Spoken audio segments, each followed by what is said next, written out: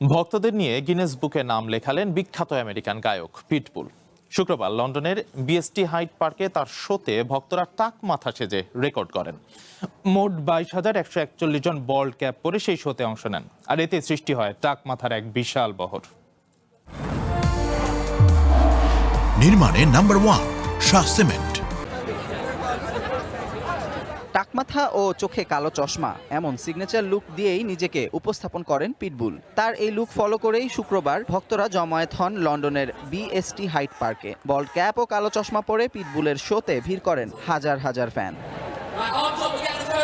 জনপ্রিয় আমেরিকান সঙ্গীত শিল্পী পিটবুলের আসল নাম আর্মান্ডো ক্রিশ্চিয়ান পেরেজ। 2004 সালে নিজের প্রথম অ্যালবাম প্রকাশ করেন তিনি। একের পর এক হিট গান ও জনপ্রিয় শিল্পীদের সাথে কাজ করে বিশ্বজোড়া খ্যাতি অর্জন করেন তিনি। তবে এমন আয়োজনে অবাক হয়েছেন এই তারকা।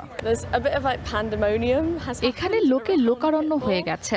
বল্ড ক্যাপ, শার্ট ও টাই পরে মানুষজন পিটবুলের আদলে সেজেছে। সবচেয়ে বেশি সংখ্যক বল্ড ক্যাপ পরা লোক জমায়েত করে আমরা রেকর্ড করার পরিকল্পনা করেছিলাম। দিন শেষে আমরা তা পেরেছি।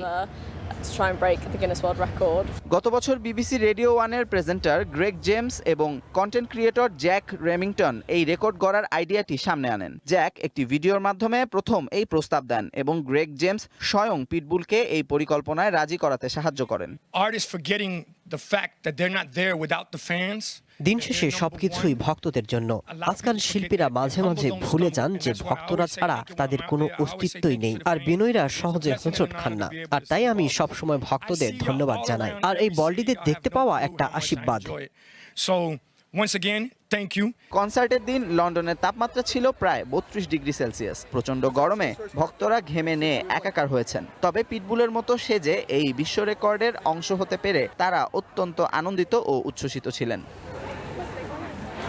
Amanur Rahman, one international desk.